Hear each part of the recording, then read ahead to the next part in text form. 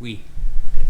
All right, guys, so today's lesson is going to be really simple. It's going to help also the person on the bottom to really kind of cinch everything in.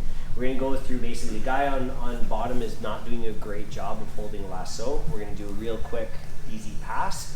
We're going to fix it, and then we're going to go into like the true pass or true sort of mentality. Let me use Jared here. So Jared's on the bottom. He goes spider. He hips out to one side, the bent side becomes the lasso. So what I'm going to get you guys to do first is just, again, based off him not doing a very good job. I'm just going to circle my hand to the outside of his thigh so that I can grab on the outside of his knee. I'm just going to dump everything to the bottom here, basically smashing his guard. So this should never happen if you are this guy, okay? So again, we're here. Now to add a little bit more technique to this, I'm going to first break this position. So we go back to our speed skater. I step out, I drop to my knee, I clear or I push, same difference, circle in, and then I essentially do the exact same thing I did here. I circle my hand to the outside, and then I dump in as I circle towards his back. One last time, we'll change the angle up for these guys. So realistically, I could break this position secondary. I could do it after. But for now, let's make it a little more technical. Drop, push, and rotate. Rotate on the other side. Collapse the legs down and circle behind the back. Okay? Bare bones basic should not occur. Okay, but it does. Let's do that first, guys. Let's go. Chris, I'm going to get you to run the... Yeah, so Time! Okay, guys! Back to the center. Let's fix this up quick. So this, again, should not occur. This is based on a failure from the person on the bottom. Like you shouldn't be so loose with the lasso that I have the ability to manipulate my hand to the outside. So this is going to fix your lasso and make it a little bit more realistic. So for the guy on the bottom here, you need to be really dominating this arm. Like I am chambering my arm like a karate guy, okay? I want his hand to be basically sitting on the outside of my hip.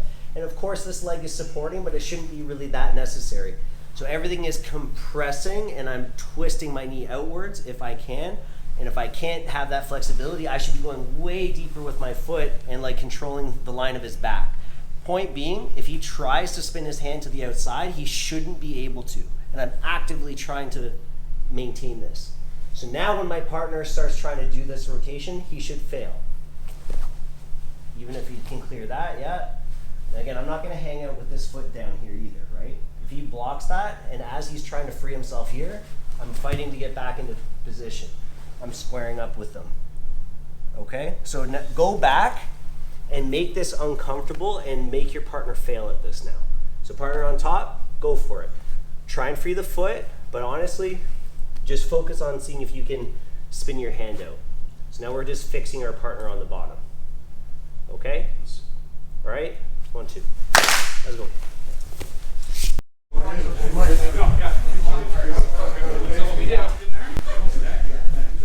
Back to the center, guys.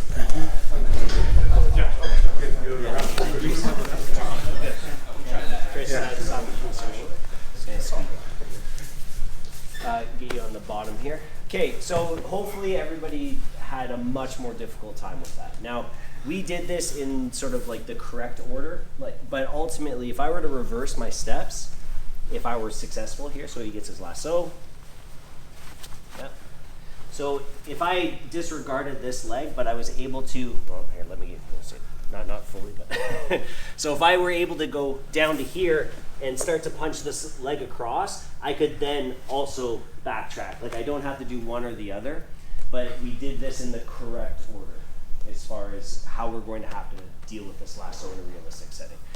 So again, you shouldn't be successful with what we just did. This was more of an exclamation point on what shouldn't occur for the person on the bottom, and hopefully we fix this up. You guys should feel the strength now. So Reese puts me into the position. Now there we go. Okay. So from here, I always counter grip, right? So on the spider side, this hand should always be looking for the inside of the pant leg. And yeah, guys, if you can't see, please move around. So on the inside of the pant leg, I take my step off to the side here and I clear. Because again, I won't be able to move on this leg until I get rid of this, because he'll just keep adjusting on me, all right? Now from this position, where I have success is usually to step on the ankle and then break the grip from there. If I use my knee, it can work, but you sometimes get hung up. So I suggest, again, as you pin, he's still holding you. I can keep this foot isolated by pinning and breaking. And now I set up my other grips. Now sometimes the way Reese is playing, he's playing a little bit longer with his lasso here. So this lapel is a bit far away from this hand. If he was a bit more chambered, I may have already had this grip, the same way I had already set up this counter grip to the standard spider. If I ended up the way I was, I break this, I feed the like side lapel as deep as I possibly can to this hand here. So I'm choking up his lasso. Then this hand is going to join on the same side here and grab the inside of the knee.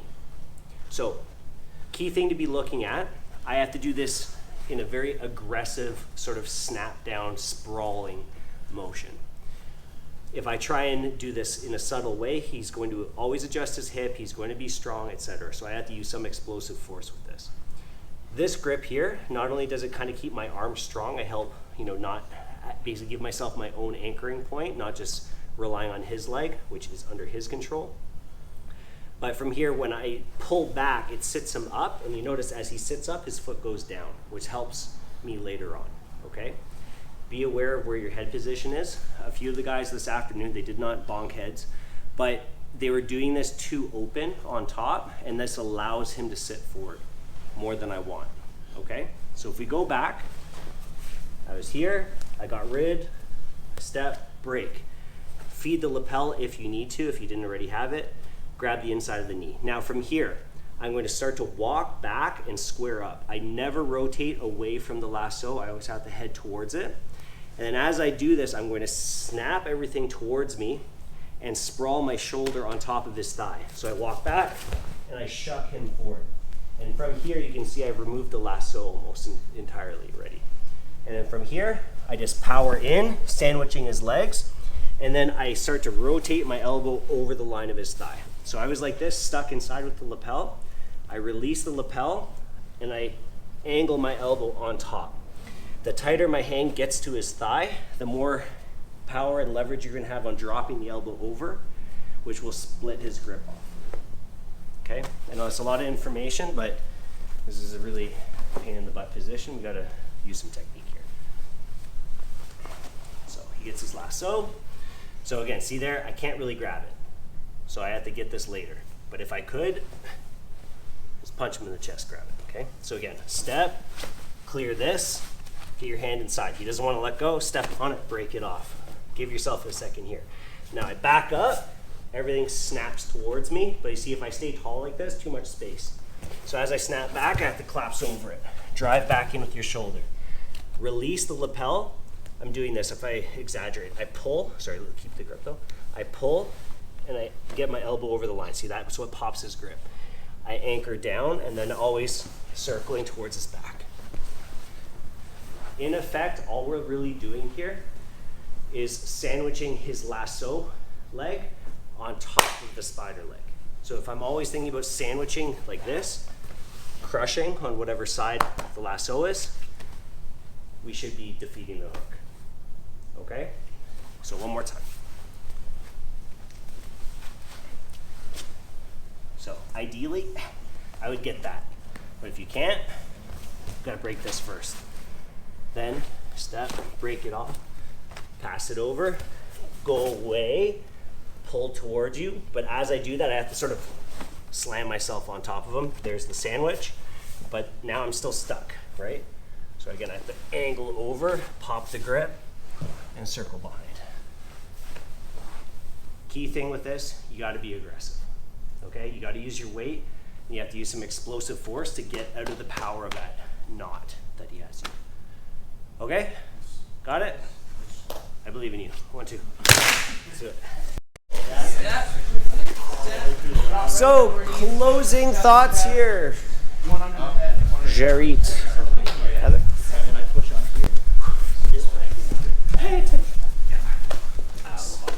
Okay, so as you can see, like this takes some oomph, and you still feel like this is not a magic pass. But you may have noticed something. One of the key points as you started to feel better with this really had to do with almost getting her feet to plant, right? Like the first side is easy. The spider should be like a foregone conclusion. Oh yes, yeah. So here, like the way, because she's flexible. Sorry, Reese, you got to work on your flexibility. I can grab the lapel immediately, right? So I already give myself that strength.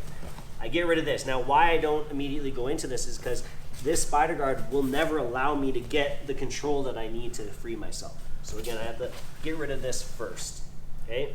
And again, I step on it just to give myself time to cinch everything.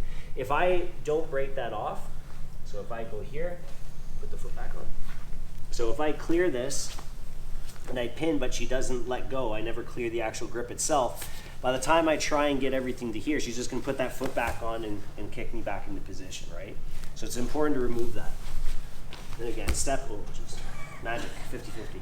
So again, from here, and I get this position here, the key thing that you should feel, like if she's giving me resistance, like she's got that foot tucked in, it doesn't matter how aggressively I pull and sandwich her knees together because her foot's constantly getting hung up on my structure. So it's more about going away from her, right? It's almost like I'm trying to pin her feet, which if you think about the simplest spider guard, if we go back to a full spider, the simplest spider guard escape is just to pin her feet. And if we think about Delahiva, if her feet can't touch me, she can't do anything to me. So it all comes back to these similar themes in jiu-jitsu when it comes to guard work or just in general. If her feet can't touch me, she can't put any power into me. If her feet can't touch me, it's hard for her to control me.